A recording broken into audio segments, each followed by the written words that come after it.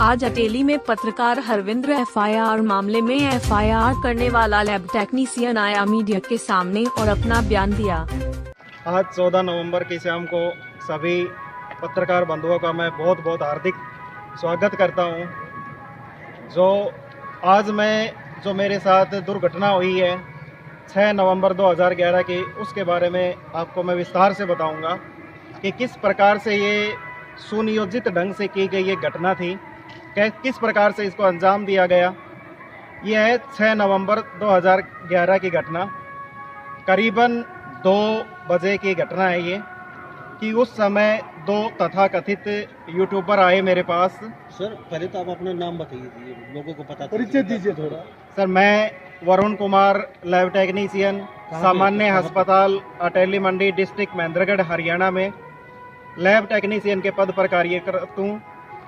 और मैं अपने साथ हुई 6 नवंबर की घटना का प्रेस कॉन्फ्रेंस करने की नौबत क्यों आई? आज इतने पत्रकार को क्यों बुलाया गया? हम लोगों आपने बुलाया क्यों? आज ये प्रेस कॉन्फ्रेंस की नौबत इसलिए आई है कि जो मेरे साथ जो भी जातीयता हो रही है, मैं उस आपके माध्यम से ये पब्लिक को बताना चाहता हूँ कि 6 नवंबर को 2 तथाकथित पत्रकार आए। उनमें से एक अपना नाम बता रहा था हरविंद्र यादव, और जो दूसरा था पीयूष सोमनी अटेली मंडी का जी। वो आए मेरे पास और आकर के बोले कि भाई यहाँ पर लैब के अंदर जो मलेरिया और डेंगू की जांच होती है वो कितनी होती है, कितनी मलेरिया और डेंगू की जांच होती है। तो मैंने उनको बताया कि जो ये रिपोर्ट है वो मैं आपको देने के लिए आंसरेबल नहीं हूँ, आपको ये रिपोर्ट है वो हमारे समूह साहब है वो उपलब्ध कराएंगे जी। उन्होंने मेरे साथ इतना सुनकर के काफ़ी बदसलूकी की जी। इसके थोड़ी देर बाद फिर वो आए और एक पर्ची के ऊपर उन्होंने कुछ टेस्ट लिखवा कर लाए, और वो टेस्ट लिखवा कर लाए कि जो यहाँ पर सामान्य अस्पताल में नहीं होते हैं, उनमें लिखवा कर लाए वो CBC, LFT, KFT और लिपिड प्रोफाइल जी। और बोले कि ये टेस्ट करने हैं। मैंने कहा कि ये टेस्ट हमारे पास नहीं होते हैं।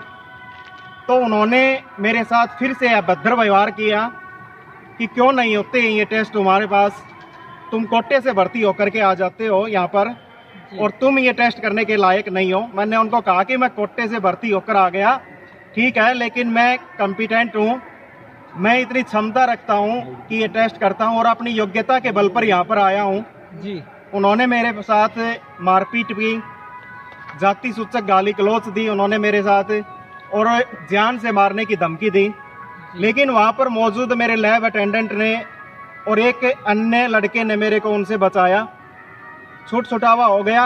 थोड़ी देर बाद वो फिर से आए और बोले कि आपके पास ये मशीन कहाँ है, ये मशीन दिखाओ, CBC मशीन दिखाओ, ये मशीन दिखाओ, लिपिड प्रोफाइल की मशीन दिखाओ। मैंने कहा कि जो मशीन है मेरे पास वो सभी यहाँ पर अवेलेबल है, और तुम क्या जानते हो मशीनों के बारे में? मशीन कोई अगर बात पूछनी है तो वो हमारे अधिकारी हैं, वो हमसे पूछेंगे कि कौन सी मशीन कहाँ पर है, आप कौन होते हो पूछने वाले। फिर से उन्होंने मेरे साथ बदसलूकी की और वो मुझे मारने की धमकी देकर गए। तो मैं कहता हूँ कि जी ये पूरी तरह से सुनियोजित ढंग से की गई उनकी एक बहुत ही ज़बरदस्त प्लानिंग थी कि वो यहाँ पर सीधा आए, न तो SMO साहब से उन्होंने परमिशन ली, और सीधा आकर के जिस प्रकार से उन्होंने मेरे ऊपर मेरी वीडियो बनानी शुरू कर दी, तो ये बिल्कुल प्लानिंग के तहत हुआ है जी। ये आपको ऐसा क्यों लगता है प्लानिंग के तहत? प्लानिंग के तहत इसलिए हुआ कि क्योंकि आते ही सिर्फ मेरे बारे में पूछना, और फिर वो एक और जिक्र करने लगे कि बाहर तुम यहाँ टेस्ट नहीं करते हो, यहाँ से टेस्ट है वो तुम बाहर भेजते हो। इस प्रकार से ऐसे क्वेश्चन करने लगे। क्या आपने इस संबंध में अपने जो उच्च अधिकारी है उनको अवगत करवाया है? उस समय शनिवार था, शनिवार के 2 बजे हुए थे। मैंने हमारे SMO साहब को बताया कि मेरे साथ इस प्रकार से घटना हुई है जी। SMO साहब ने कहा कि कल की छुट्टी है जी। उस समय SMO साहब नहीं थे जी, और बोले सोमवार को आकर के कार्रवाई करते हैं। मैंने अपनी लिखित शिकायत है जी, वो SMO सर के माध्यम से थ्रू प्रॉपर चैनल है वो मैंने थाने में उनके खिलाफ FIR दर्ज करवा दी थी जी। अटेली में जो एक लैब है अस्पताल के नजदीक जी, वो आपके नाम से है या आपके परिवार में किसी सदस्य के नाम से? अटेली के पास 2 लैब है। एक तो बिल्कुल अटेली के गेट के ऊपर है, हॉस्पिटल है उसके गेट के ऊपर है, वो तो पता नहीं किसकी है। लेकिन अटेली के हॉस्पिटल से मात्र 100 मीटर की दूरी पर राधा कृष्ण मंदिर के सामने एक लैब है जो मेरी वाइफ है उसको संचालित करती है। अभी आपने कुछ आरोप भी लगाए थे कि अटेली में जो 10 लैब्स हैं जो लगभग फर्जी चल रही है, तो क्या सच्चाई है? सर इसमें ये सच्चाई है कि बाकी लैब्स के बारे में तो नहीं जानता मैं जी, लेकिन जो लैब चलाते हैं, जो लैब कर सकते हैं, उसके लिए सरकार ने एक मापदंड निर्धारित कर रखा है। कौन कौन से मापदंड है? और वो मापदंड ये है कि जो लैब करता है वो हरियाणा गवर्नमेंट के CEA act, clinical establishment act 2010 के तहत रजिस्टर्ड होनी चाहिए वो लैब जी। और उसमें क्या होता है कि एक लैब टेक्नीशियन होना चाहिए, एक MBBS डॉक्टर होना चाहिए और आपके पास बायोमेडिकल वेस्ट मैनेजमेंट एग्रीमेंट होना चाहिए, आपके पास अच्छा एरिया होना चाहिए जिसके अंदर मशीन हो, टेस्टिंग एरिया हो, सैंपल कलेक्शन रूम होना चाहिए, पेशेंट्स के लिए वेटिंग हॉल होना चाहिए। ये सभी जो फुलफिल करते हैं उनको हरियाणा गवर्नमेंट है CEA एक्ट के तहत उस लैब को रजिस्टर्ड करती है।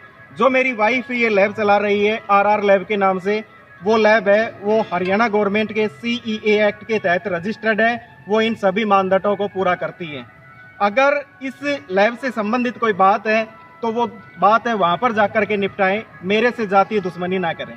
तो आपको अभी मीडिया की जरूरत क्यों पड़ी? आपने शिकायत नहीं दे रखी होगी? मेरे को मीडिया की ज़रूरत इसलिए पड़ी क्योंकि वो मीडिया के माध्यम से मेरे खिलाफ दुष्प्रचार कर रहे हैं कि मैं यहाँ पर टेस्ट न करके बाहर से टेस्ट करवाता हूँ जी। मेरे खिलाफ दुष्प्रचार कर रहे हैं और मेरे मान सम्मान को काफ़ी हानि पहुँचा रहे हैं, इसलिए मेरे को ज़रूरत पड़ी है। तो सही यहाँ पे लैब टेक्नीशियन एक ही है? देखो सर, यहाँ पर लैब टेक्नीशियन के 4 पद हैं, वो स्वीकृत हैं यहाँ पर अटेली मंडी में। यहाँ पर 2 मलेरिया के लैब टेक्नीशियन है, 1 जर्नल का लैब टेक्नीशियन है और 1 ICTC का लैब टेक्नीशियन है जी।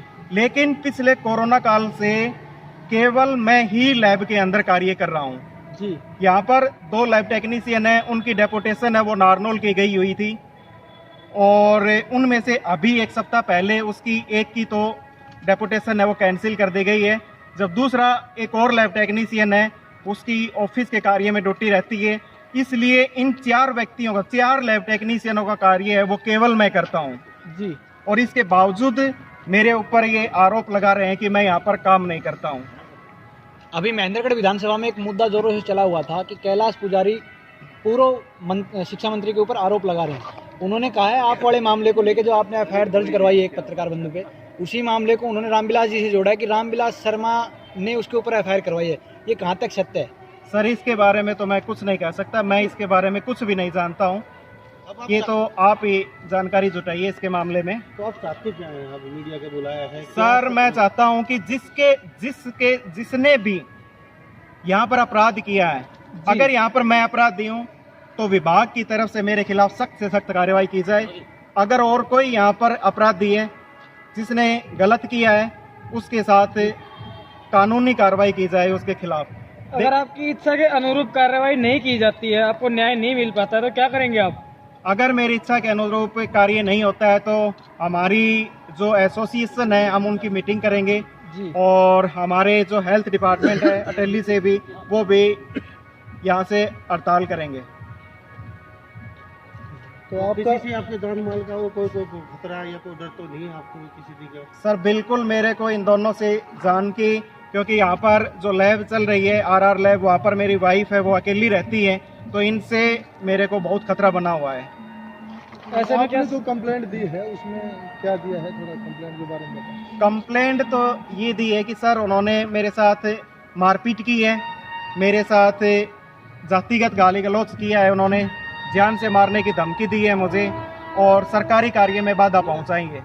ये 4 कंप्लेंट मैंने की है, लेकिन उन्होंने उनका यहाँ पर देखो, यहाँ पर आने का सिर्फ एक ही मकसद था जी। जो मैं बाद में समझ पाया, केवल और केवल यहाँ पर क्या करना, ब्लैकमेलिंग करना जी। पहले भी इसके ऊपर ब्लैकमेलिंग के आरोप लगते रहे हैं, पहले भी नारनौल में भी इनके ऊपर ब्लैकमेलिंग के आरोप लगे हैं, ये दूसरे पत्रकार है उनके खिलाफ जी। एक और मुद्दा उठ रहा है कि ये पत्रकार तो मेरे को जानते ही नहीं है, जो तथाकथित ये यूट्यूबर है ये मेरे को जानते नहीं है। ये बात सच है कि हरविंदर यादव को मैं नहीं जानता हूँ और पता नहीं वो मेरे को जानता है या नहीं जानता है, लेकिन हरविंदर यादव को मैं नहीं जानता हूँ। लेकिन जो पीयूष सोनी है उससे 10 साल से उसके परिवार वाले और मैं उनको जानता हूँ पूरी रूप से, अच्छी तरह से 10 साल से मैं उनको जान रहा हूँ। अभी जैसा कि आपने बताया कि आपको जान का खतरा है, तो क्या आपने ऐसे में सुरक्षा की मांग भी की है? सर मैंने पुलिस कंप्लेंट की हुई है, FIR में ये सब कुछ मैंने किया हुआ है। मेरे को इनसे जान का सुरक्षा दी जाए, बिल्कुल डरा हुआ हूँ मैं। और रही बात इसकी कि मैं यहाँ पर काम नहीं करता, अगर मैं यहाँ पर काम नहीं करता, मैं कंफर्टेबल नहीं हूँ काम करने के, तो मैं ये 4 आदमियों का कार्य कैसे कर रहा हूँ? अगर हमारे अधिकारी कहते हैं, विभागीय रूप से अगर हमारा अधिकारी कहता है कि मैं काम नहीं करता हूँ, काम में मेरी किसी प्रकार की लापरवाही है, तो मेरे खिलाफ विभागीय कार्रवाई से पहले मैं त्याग पत्र दे सकता हूँ यहाँ सर। मैं विभाग इससे पहले अगर उस लैब के अंदर जो RR लैब है, जो मेरी वाइफ संचालित करती है, उसके अंदर कोई त्रुटि पाई जाती है तो उसमें मैं कहो अभी ताला लगवा सकता हूँ उस पर। धन्यवाद जी। धन्यवाद जी सर।